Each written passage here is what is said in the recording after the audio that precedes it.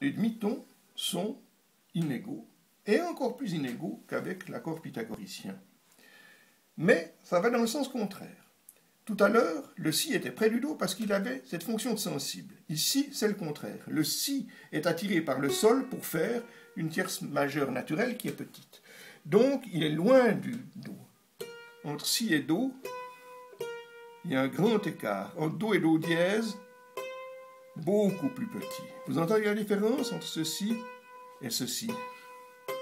C'est un intervalle tout différent. Celui-là est plus large, celui-là est plus étroit.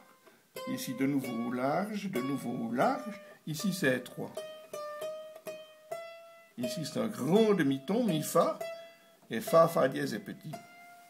Ça veut dire que ici, quand on change de nom, on a un demi-ton large. Quand on a le même nom, do, do dièse, on a un demi-ton étroit. C'était l'inverse au pythagoricien.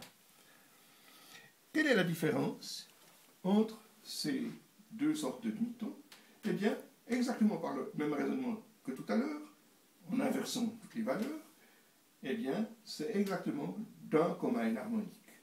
Ben, c'est facile à voir. En passant du do au do dièse, eh bien, vous faites 7 pas vers la droite, do, sol, ré, la, mi, si, fa dièse, do dièse. Chaque fois, vous perdez un douzième de commun harmonique, puisque c'était le commun harmonique qui faisait la différence entre le ré dièse et le mi bémol. Il est réparti de façon égale. Donc, du do au do dièse, vous perdez cette fois un douzième. En allant du do dièse au ré, vous allez dans l'autre sens. Do dièse, fa dièse, si, mi, la, ré. 5 pas vers la gauche. Vous gagnez chaque fois un douzième. Donc, la différence entre les deux, une grandeur augmentée de 5, une grandeur diminuée de 7. La différence entre les deux, c'est 7 plus 5, 12. 12 douzièmes de commun harmonique.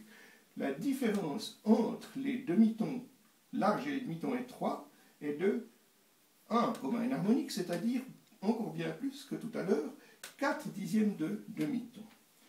C'est une très grande différence.